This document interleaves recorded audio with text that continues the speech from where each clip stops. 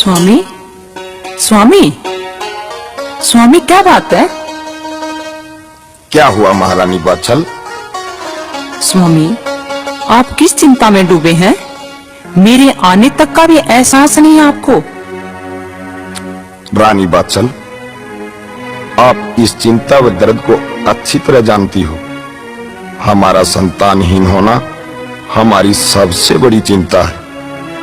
आज हमारी प्रजा ऐसो आराम से जीवन व्यतीत कर रही है। हमने प्रजा के दुख को अपना दुख समझा है, लेकिन संतान नहीं होने की वजह से हम मनहूस माने जाते हैं। नहीं महाराज, नहीं, ऐसी बात नहीं है महाराज। आज भी आपकी प्रजा आपको उतना ही प्यार करती है। बस बस रानी बादशाह, हम हकीकत से अच्छी तरह वाकिफ हैं। हम जिस बाग से गुजरते हैं वो बाग सूख जाते हैं। जिस बावड़ी व कुएं से हम जल पीते हैं, लोग उसमें पानी पीना छोड़ देते हैं। हम इस नगरी के सबसे मनहूस व्यक्ति हैं महारानी, सबसे मनहूस। भला ऐसी स्थिति में कैसे महल से बाहर निकले, कैसे महारानी? आप चिंता ना करें महाराज। अगर भगवान कष्ट देता है तो उसका निवारण भी करता है। मैंने ज्योतिषी जी को बुलवाया है, शायद वही इसका निवारण करे और कोई उपाय बताए। महाराज की जय हो, महारानी की जय हो। पंडित जी प्रणाम। प्रणाम पंडित जी। प्रणाम महारानी, प्रणाम महाराज। कहिए महारानी, ऐसी कौन सी घड़ी आ गई जो मुझे अतिशीघ्र राजमहल में बुलाया? पंडित जी, आपसे क्या छुपा है? आप तो सब जानते हैं, हमारे कोई संतान नहीं है। सारी प्रजा हमें मनहूस मानती है। हाँ पंडित जी, मैं बांझ होने से अच्छा मर जाना पसंद करूंगी पंडित जी। महारानी, आप संयम रखें। ज्योतिष में सब कुछ साफ साफ लिखा होता है। आपका कोई न कोई उपाय जरूर होगा। पंडित जी देखिए, ज्योतिष क्या कहता है, हमारे ग्रह कुंडली क्या कहती है। देखिए पंडित जी, देखिए।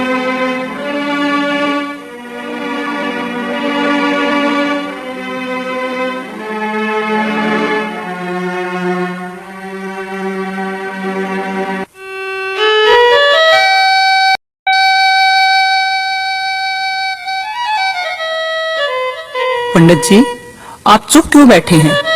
हमारी कुंडली में क्या लिखा है? जल्दी बताइए पंडित जी। पंडित जी जल्दी बताइए। महारानी, ज्योतिष शास्त्र में लिखा है, इस जन्म क्या 7 जन्मों तक आपकी कोई संतान नहीं होता। क्या? हाँ महारानी, पिछले जन्म आप एक माली की लड़की थी और बाग में रखवाली करते समय आपसे अधजन्मे चकवा चकवी के बच्चों का वध हो गया था। उनके शराब के कारण ही आप 7 जन्मों तक बांझ रहेंगी। आपके पिछले जन्म में भी कोई संतान नहीं थी। नहीं, ऐसा नहीं हो सकता। परंतु जोशी जी, आप तो बहुत बड़े विद्वान हैं। कृपा करके बताएं कि मुझे क्या करना होगा जिससे मुझे पुत्र प्राप्ति हो और मैं इस कलंक से मुक्ति पा सकूं। महारानी, विधि के विधान को कोई नहीं बदल सकता। फिर भी आशा की एक किरण बाकी है और वो है महागुरु गोरखनाथ जी। क्या? गुरु गोरखनाथ जी? हाँ महारानी, अगर आप अपनी भक्ति से गुरु गोरखनाथ जी को प्रसन्न कर सकती हैं तो वो आपको श्राप मुक्त कर सकते हैं। जो आप पर बांझपन का कलंक लगा है वो उसे मिटा सकते हैं। और इस पूरी सृष्टि में गुरु गोरखनाथ जी ही ऐसे हैं जो विधि के विधान को बदल सकते हैं। अतः महारानी, आप गुरु गोरखनाथ जी की भक्ति में लीन हो जाइए, वो आप पर कृपा जरूर करेंगे। अब मैं आज्ञा चाहता हूँ। प्रणाम जोशी जी। महाराज, हाँ महारानी। जैसा कि जोशी जी ने बताया है कि बाबा गोरखनाथ की भक्ति में लीन हो जाना चाहिए, वही हमारे दुखों का निवारण करेंगे। जैसी आपकी इच्छा महारानी, जो आप उचित समझो वही करो। ठीक है महाराज। ओम गुरु गोरखनाथाय नमः।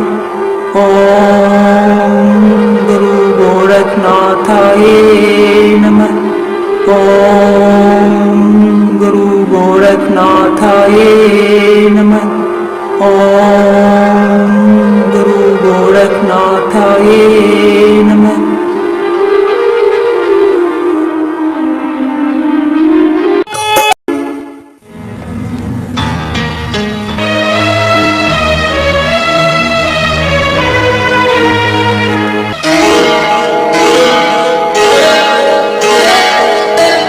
हे सुरतीनाथ, ये कौन स्त्री है जो हमारी भक्ति में लीन है और हमारे नाम का जाप कर रही है? इस स्त्री ने हमारी तपस्या को भंग कर दिया है।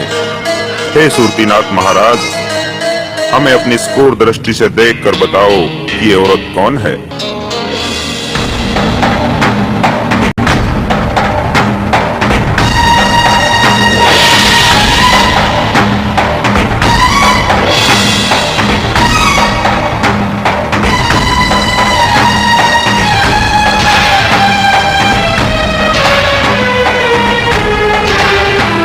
हे गुरु गोरखनाथ, ये ददरेड़ा नगरी के राजा जेवर सिंह की रानी बाछल है, जो पिछले 12 वर्षों से आपकी घोर तपस्या कर रही है। हे सुरतीनाथ जी, महाराज ओगढ़नाथ जी, ददरेड़ा नगरी चलने की तैयारी करो, हमें अभी प्रस्थान करना होगा। परंतु महाराज, परंतु क्या ओगढ़नाथ जी, रानी बाछल हमारी इतनी घोर तपस्या कर रही है, अगर हम वहां नहीं गए तो वह अपने प्राण भी त्याग सकती है। इस सृष्टि में जब भी किसी भगत ने मेरी इतनी घोर तपस्या की है, मैं खुद उनके टल कर गया हूँ। अतः हे सुरतीनाथ जी, ददरेड़ा नगरी प्रस्थान करो।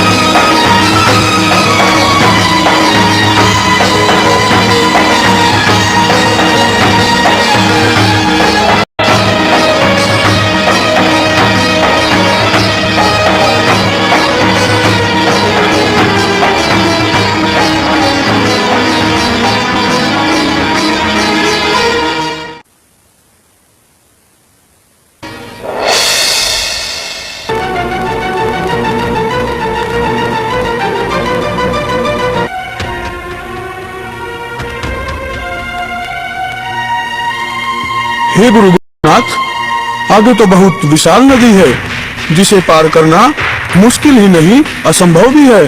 हाँ, और हम ददरेड़ा नगरी तभी पहुंच सकते हैं जब हम इस नदी को पार करें। हे गंगा मैया, मैं और मेरे शिष्य नदी को पार करना चाहते हैं, कृपया आप हमें रास्ता दें। हे माता, मैं गोरखनाथ आपसे विनती करता हूँ, कृपया आप हमें जाने का रास्ता दें। हमें जाने का रास्ता दो गंगा मैया। गोरखनाथ, मैं तुम्हें रास्ता नहीं दे सकती। इसके लिए तुम्हें अपने एक शिष्य की बलि देनी होगी। अगर तुम्हें ये मंजूर है तो मैं तुम्हें रास्ता दे सकती हूँ। हम किसी भी प्राणी की बलि नहीं देंगे गुरु गोरखनाथ, हम कोई और रास्ता ढूंढ लेते हैं। नहीं सुरतीनाथ जी, हम इसी रास्ते से ददरेड़ा नगरी जाएंगे।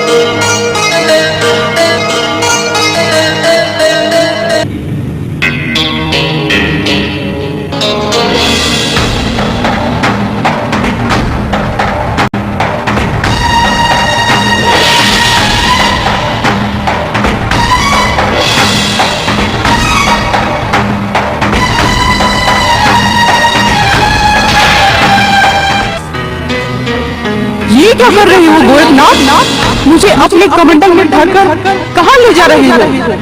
मेरे सूख जाने से सारी सृष्टि में तबाही हो जाएगी। न जाने कितने जीव जंतु जो मेरे अंदर विराजमान हैं, वे बेचारे सभी मारे जाएंगे। तुम्हें इनकी जान लेने का कोई अधिकार नहीं है। जान लेने का आपको भी कोई अधिकार नहीं है माता। मैंने अपने शिष्यों की रक्षा के लिए, वह रास्ता पार करने के लिए ऐसा किया है, क्योंकि मेरे शिष्यों की रक्षा करना मेरा दायित्व है। तो ठीक है गोरखनाथ, मुझे अपने कमंडल से मुक्त करो और मैं तुम्हें ये 2 फल देती हूँ। किसी समय ये तुम्हारे बहुत काम आएंगे। ठीक है गंगा माता, अब मैं आज्ञा चाहता हूँ।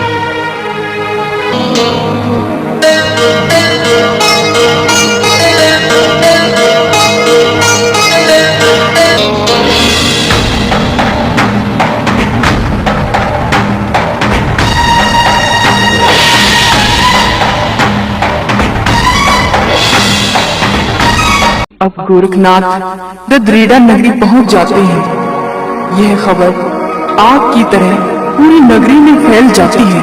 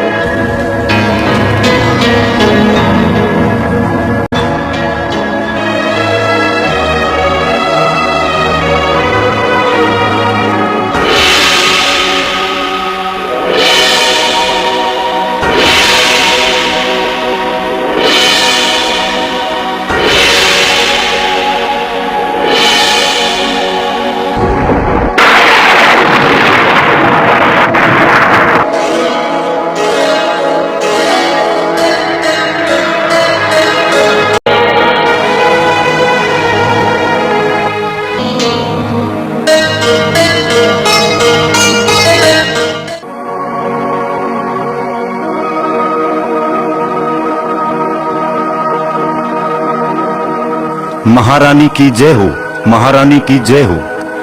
क्या बात है सैनिक, क्या खबर लेकर आए हो? महारानी गजब हो गया। महारानी 9 लखा बाग फिर से हरा भरा हो गया। क्या 9 बाग फिर से हरा भरा हो गया? परंतु सैनिक, ये सब कैसे हुआ? महारानी 9 लखा बाग में कुछ साधु आए हैं, जिनमें महागुरु गोरखनाथ भी हैं, जिनके कदम रखते ही 9 लखा बाग फिर से हरा भरा हो गया। महारानी, क्या गुरु गोरखनाथ जी पधारे हैं? सैनिक, तुम जाओ और सब पकवान तैयार करवाओ, मैं गोरखनाथ जी को खुद खाना खिलाने जाऊं।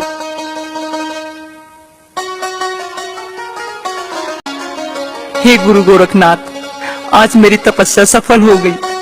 जो मेरी 12 वर्षों की भक्ति का फल आप स्वयं देने के लिए पधारे हैं।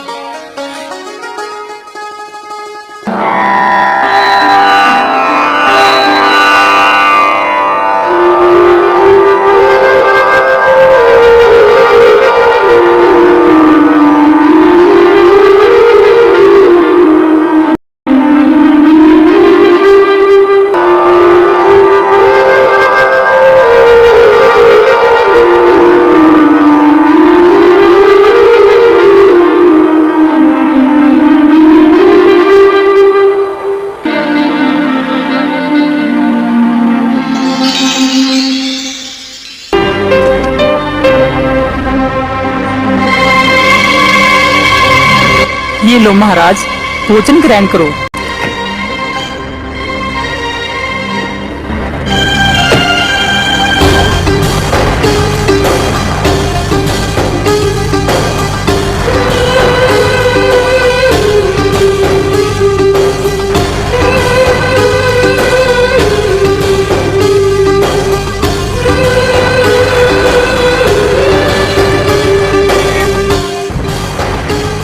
माई, लड्डू तो बड़े स्वादिष्ट हैं। क्या माई, तुम हमें इसी प्रकार भोजन कराते रहोगी? माई, तेरे चेहरे से लग रहा है तुम बहुत दुखी हो। तुम चिंता मत करो माई, गोरखनाथ जी तुम्हारे सब दुख दूर कर देंगे।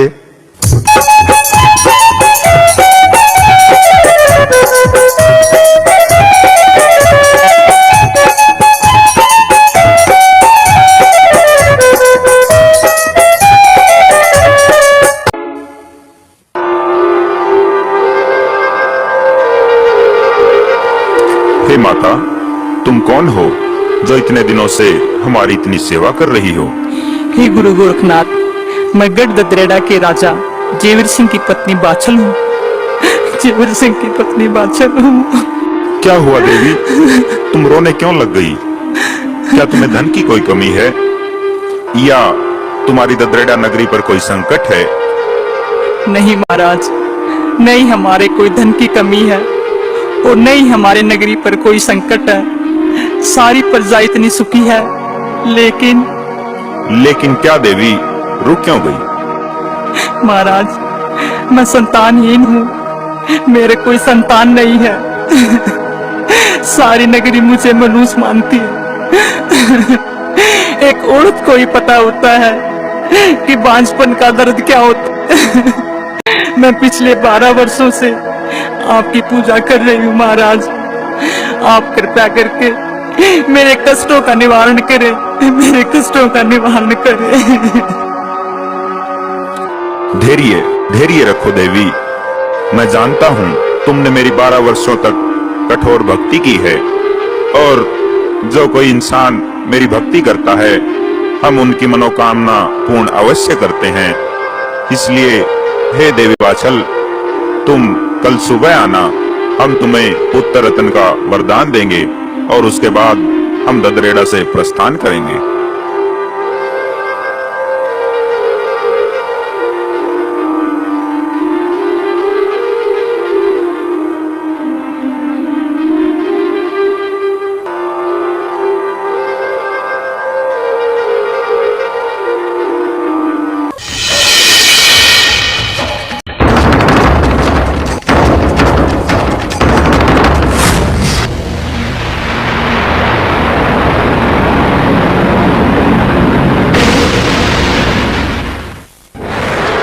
भाभी काचल, इतनी खुशी से क्यों झूम रही हो?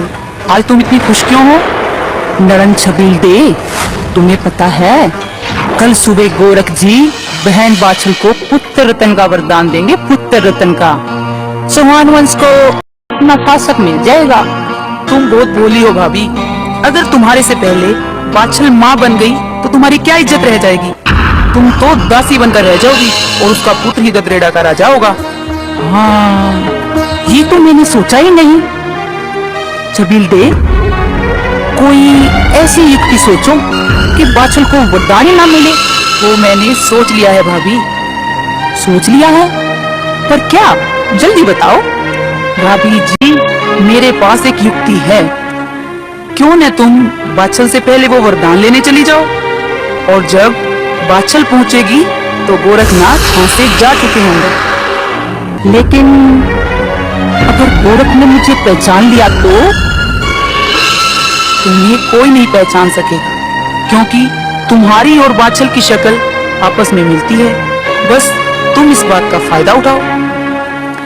ठीक है ननन जी, मैं कल सुबह ही बाछल से पहले जाकर के वरदान ले लूंगी और बाछल बांझ की बांझ रह जाएगी।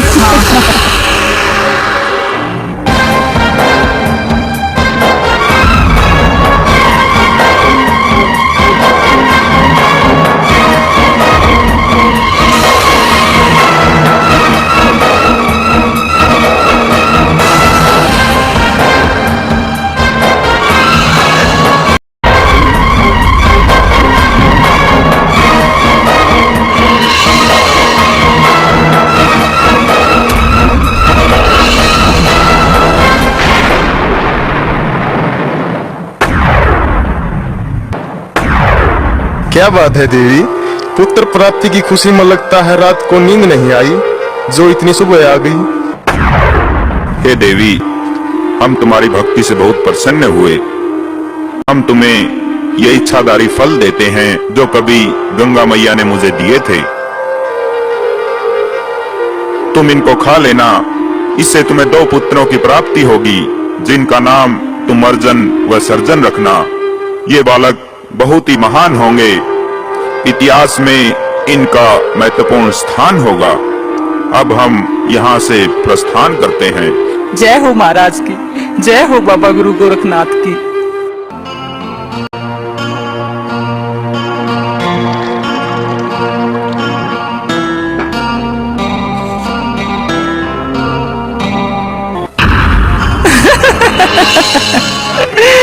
महाराज को भी बुद्धू बना दिया।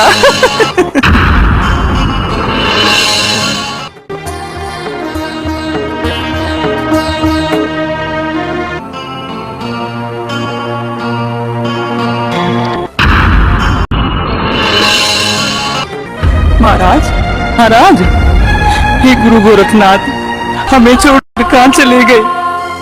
मेरी भक्ति में क्या कमी रह गई थी, या मेरी सेवा में कोई कमी रह गई थी, जो मुझे पुत्र रत्न का वरदान देने से पहले ही आप चले गए? क्या मुझे भागन पर ये बांझ का साया हमेशा रहेगा?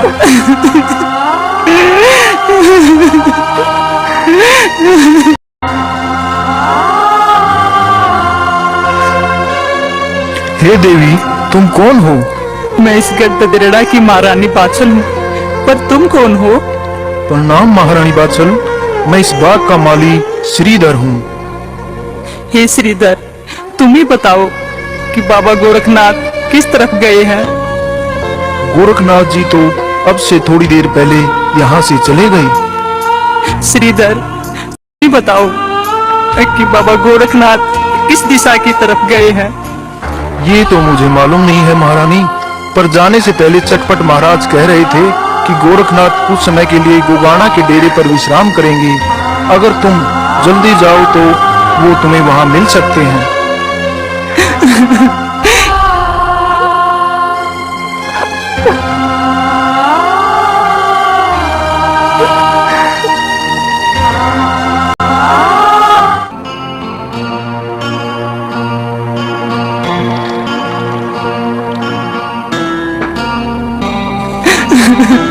ये गुरु गोरखनाथ, मुझसे क्या गलती हो गई जो आप मुझे बिना वरदान दिए चले आए? मैंने आपकी 12 साल तक तपस्या की है, मैंने आपकी 12 साल तक भक्ति की है। हे महाराज, मुझ दुखिया पे रहम करो, मुझ दुखिया पे रहम करो। ये तुम क्या कह रही हो देवी? हमने तुम्हें 2 पुत्रों का वरदान दिया था और उसके बाद ही हमने ददरेड़ा से प्रस्थान किया था। नहीं महाराज, नहीं, मैंने कोई वरदान नहीं लिया, मैं सच कह रही हूँ महाराज। क्या कहती हो माई? गोरखनाथ जी ने हमारे सामने 2 पुत्रों का वरदान दिया था, तुम झूठ बोल रही हो। नहीं महाराज, मेरा विश्वास करो, मैं सत्य बोल रही हूँ, मैं कोई झूठ नहीं बोल रही हूँ। मैंने आपसे कोई वरदान प्राप्त नहीं किया महाराज, मैं सत्य बोल रही हूँ। ठीक है रानी बाछल। हे महाराज सुरतीनाथ, तुम अपनी सुरती लगाकर देखो कि जो स्त्री मुझसे वरदान लेकर गई थी वो कौन थी। अगर वो रानी बाछल हुई तो हम इसे इसी समय भस्म कर देंगे।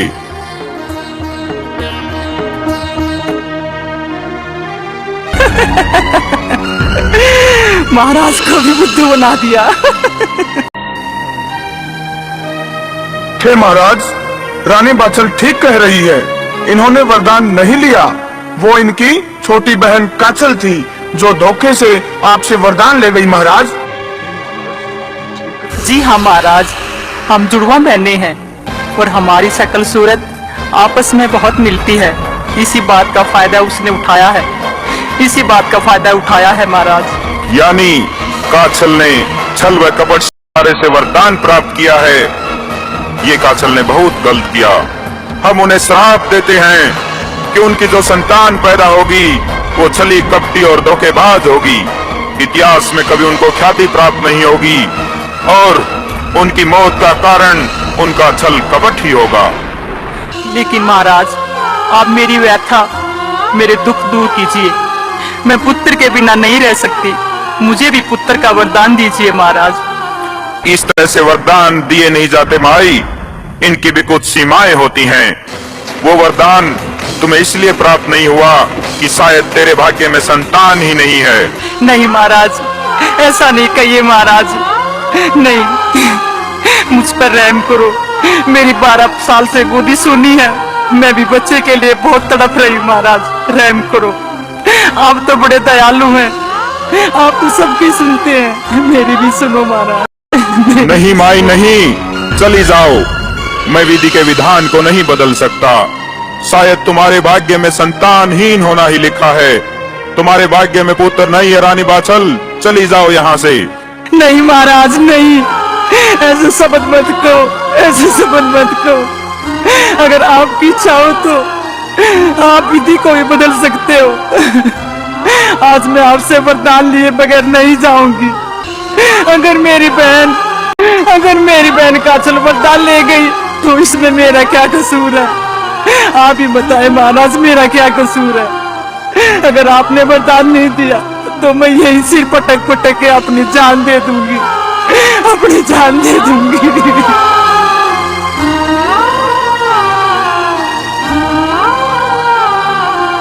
हे गुरु गोरखनाथ, औरत की संतान के प्रति बहुत तड़प होती है और वही तड़प रानी बाछल के मन में भी है महाराज। अगर आज आपने रानी बाछल को वरदान नहीं दिया तो ये सर पटक पटक के अपनी जान यहीं पे दे देगी गुरुदेव, और इस बात के लिए इतिहास हमें कभी माफ नहीं करेगा गुरुदेव। तो ठीक है देवी, अगर भगवान की यही इच्छा है तो तुम्हें पुत्र जरूर प्राप्त होगा।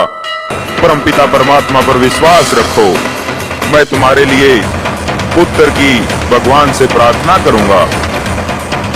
वो सबकी सुनते हैं, तुम्हारी फरियाद भी सुनेंगे। इसके लिए हे माई, तुम्हें 3 दिन तक मेरा इंतजार करना होगा, उसके बाद मैं वापिस आऊंगा। हे बाबा गोरखनाथ, मैं 3 दिन तो क्या 7 जन्मों तक आपका इंतजार करूंगी।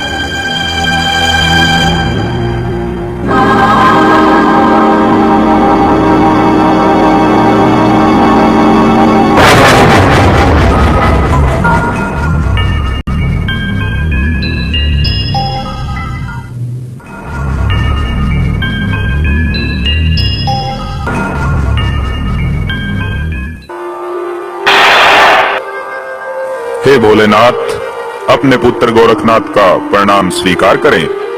तुम्हारी सदा जय हो गोरखनाथ। कहो, किस विषय को लेकर हमारे सामने उपस्थित हुए हो? हे भोलेनाथ, आप तो तीनों लोकों के ज्ञाता हैं, आपसे क्या है? मैं बहुत दुविधा में हूँ भोलेनाथ। कैसी दुविधा गोरखनाथ? महाराज, मैं धरती पर रानी बाछल को पुत्र का वरदान देने का वचन देकर आया हूँ और बाछल के 7 जन्मों तक कोई पुत्र का योग नहीं है। मैं जानता हूँ गोरखनाथ, विधि के विधान को बदलने की तुम्हारी अक्षमता है और तुम अपनी इस जिद को पूरा करके रहोगे। अतः हे गोरखनाथ, इसके लिए तुम्हें जो संसार के सभी इंसानों की किस्मत लिखती है, देह माता, तुम्हें उसके पास जाना होगा। शायद वही तुम्हारी कुछ मदद करे। मेरा आशीर्वाद सदा तुम्हारे साथ है गोरखनाथ। जैसी आपकी आज्ञा भोलेनाथ।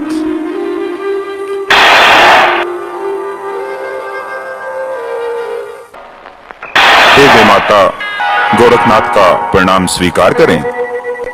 प्रणाम गोरखनाथ, कहो किस प्रयोजन के लिए हमारे पास आना हुआ? हे माता, मुझे आपकी मदद की आवश्यकता है। हे गोरखनाथ जी, आप तो स्वयं एक भगवान का रूप हो, भला मैं आपकी क्या मदद कर सकती हूँ?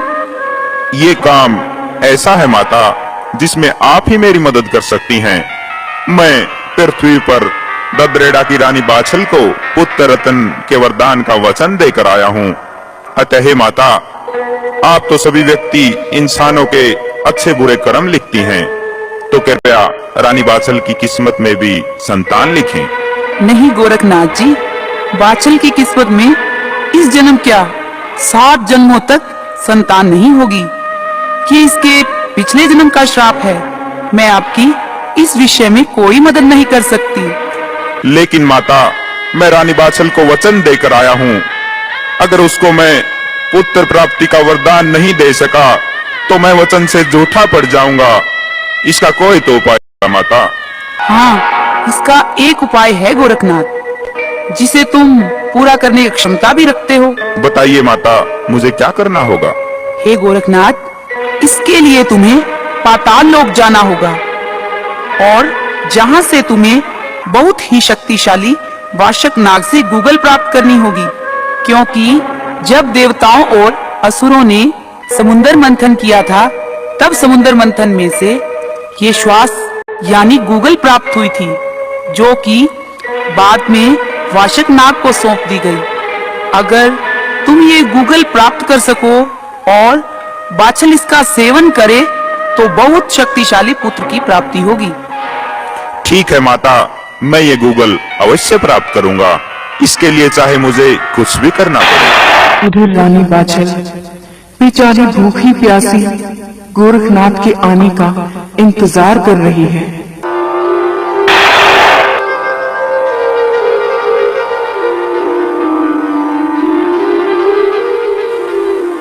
ये लो रानी बाछल, मैं तुम्हें ये गूगल देता हूँ, जिसके खाने से तुम्हें पुत्र की प्राप्ति होगी। रानी बाछल, ये बालक कोई साधारण बालक नहीं होगा।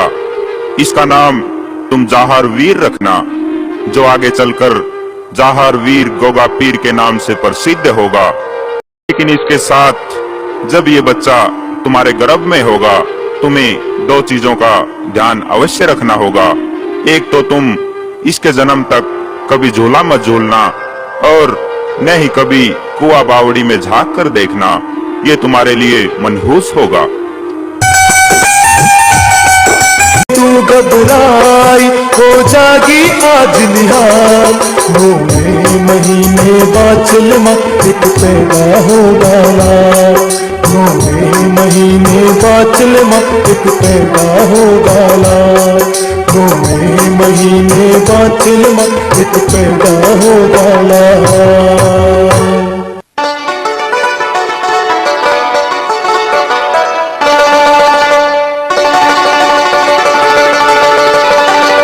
क्या बात है महारानी, आज तो बहुत खुश नजर आ रही हो। हाँ स्वामी, आज मैं बहुत खुश हूँ। आज बाबा गोरखनाथ ने मुझे पुत्र प्राप्ति के लिए ये गूगल खाने को दी है। ये तो बड़ी खुशी की बात है। और महाराज, ये गूगल मैंने अपनी दासियों को और अपनी नीली घोड़ी को भी दी है, वो भी तो बेचारी बांझ हैं। ये तो बड़ा अच्छा किया, तुम्हारी प्रवृत्ति ही दूसरों की भलाई करने की है। स्वामी, अब तो जल्द ही हमें ददरेड़ा नगरी के शासक मिल जाएगा। ठीक है रानी, इस घड़ी का हमें भी बहुत दिनों से इंतजार था।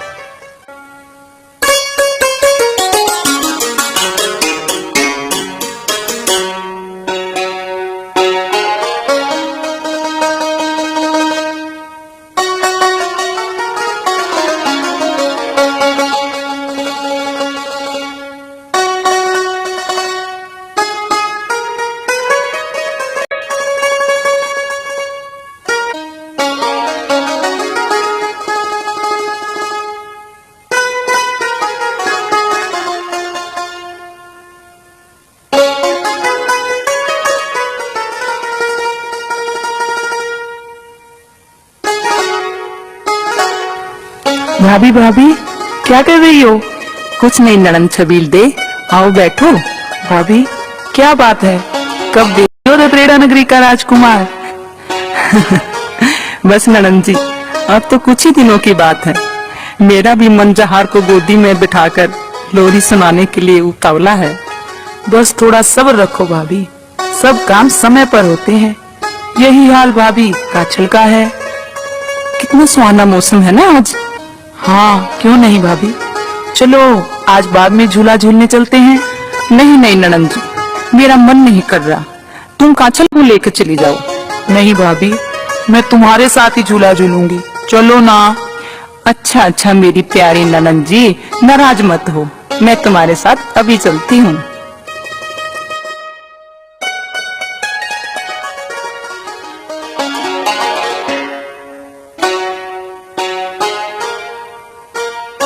सच में भाभी कितना अच्छा मौसम है। सचमुच ये सावन का महीना तो होता ही झूला झूलने के लिए। अच्छा भाभी बैठो झूले पर। नहीं मेरी प्यारी ननंद, पहले तुम झूलो। नहीं भाभी, पहले तुम बैठो। अच्छा अच्छा, तुम्हें जिद में कौन हरा सकता है? पहले मैं ही झूला झूल लेती हूँ।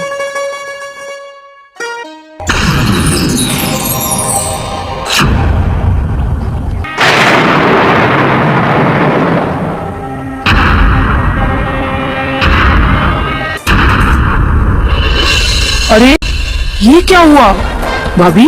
ये बाघ कैसे सूख गया? सचमुच कितना आश्चर्य की बात है। आश्चर्य नहीं है भाभी, ये सब तुम्हारे कारण हुआ। तुमने जोगियों के साथ रहकर जादू सीख लिया। नहीं नहीं नलन जी, होगा लाल, 9वें महीने बाचल माँ एक पैदा होगा लाल, 9वें महीने बाचल माँ एक पैदा होगा लाल।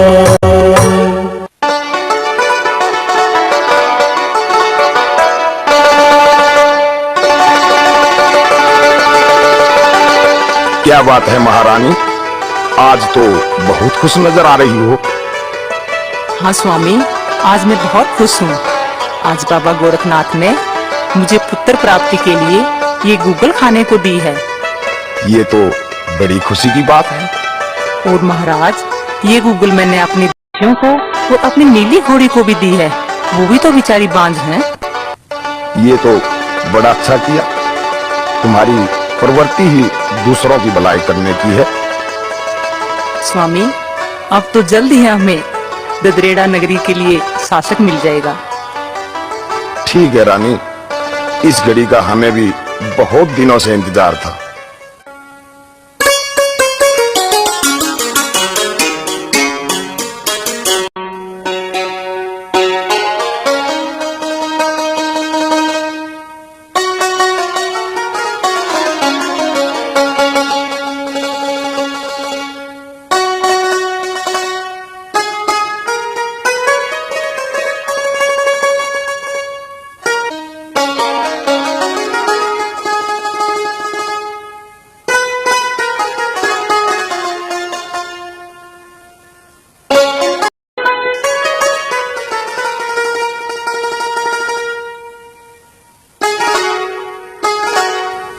भाभी भाभी क्या कर रही हो?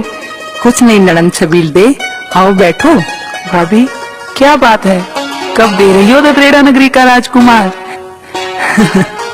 बस नड़न जी, अब तो कुछ ही दिनों की बात है। मेरा भी मन जहार को गोदी में बिठाकर लोरी सुनाने के लिए उतावला है। बस थोड़ा सब्र रखो भाभी, सब काम समय पर होते हैं। यही हाल भाभी काछल का है। कितना सुहाना मौसम है ना आज। हाँ क्यों नहीं भाभी, चलो आज बाग में झूला झूलने चलते हैं। नहीं नहीं नड़न जी, मेरा मन नहीं कर रहा। तुम काछल को लेकर चली जाओ। नहीं भाभी, मैं तुम्हारे साथ ही झूला झूलूंगी, चलो ना। अच्छा अच्छा मेरी प्यारी ननन जी, नाराज मत हो, मैं तुम्हारे साथ अभी चलती हूँ।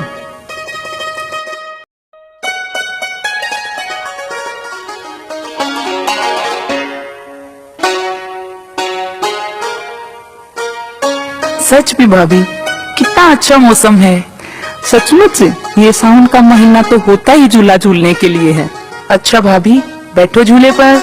नहीं मेरी प्यारी ननन, पहले तुम झूलो। नहीं भाभी, पहले तुम बैठो। अच्छा अच्छा, तुम्हें जिद में कौन हरा सकता है? पहले मैं ही झूला झूल लेती हूँ।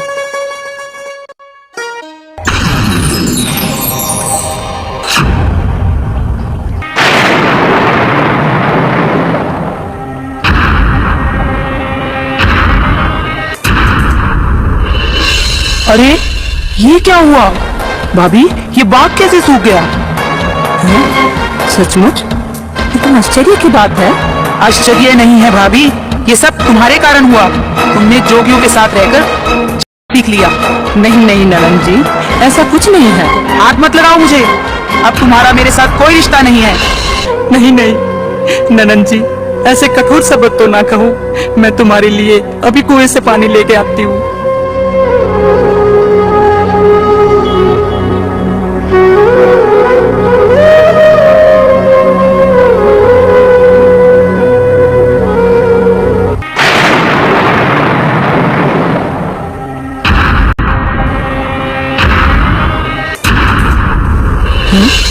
ये क्या हुआ? कुएं का पानी भी लाल हो गया। अब कहो कि ये भी अपने आप हुआ है? तुम अपना जादू दिखाकर हमें भयभीत करना चाहती हो? नहीं नहीं छबील दे, मुझे कुछ पता नहीं कि ये सब क्या हो रहा है। मेरा यकीन करो। यकीन? शक तो मुझे पहले से ही था वात्सल, और अब ये यकीन में बदल गया है। तुमने जोगियों के साथ रह जादू सीखे हैं और पता नहीं क्या क्या किए होंगे तुमने उनके साथ। तुम चरित्रहीन हो भाभी। छबील दे, सच सबको कड़वा लगता है भाभी। तुम चौहान वंश के नाम पर कलंक हो। मैं इसकी शिकायत मेरे पिताजी को करूंगी।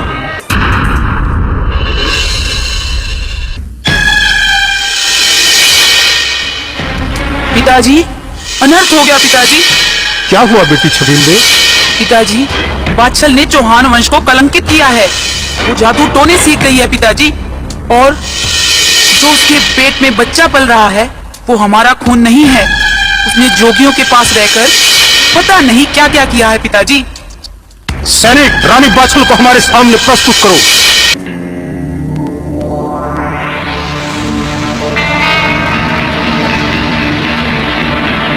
प्रणाम पिताश्री। बंद करो ये अपनी गंदी जुबान। आज के बाद हमारा और तुम्हारा कोई रिश्ता नहीं है। पर क्या हुआ पिताश्री? ये कहो क्या नहीं हुआ? सब कुछ जानकर अनजान मत बनो वात्सल। क्या छबील दे जो कह रही है वो सत्य है? नहीं पिताश्री, आप मेरा यकीन करें। मेरे ऊपर लगाए गए सभी आरोप झूठे हैं। मुझे मेरे गर्भ में पल रहे बच्चे की कसम। आप चाहे तो मेरी कोई भी परीक्षा ले सकते हैं पिताश्री। बस, हमें कोई जरूरत नहीं है परीक्षा लेने की। परीक्षा उनके लिए जाती है जो परीक्षा देने के काबिल हो। सैनिक, जाओ बाछल को इसी वक्त बैलगाड़ी में बैठाकर इसके माए के सिरसा पाटन छोड़ाओ। नहीं पिताश्री, ऐसा ना कहो पिताश्री, ऐसा ना कहो। हुक्म के तामील हो। पिताजी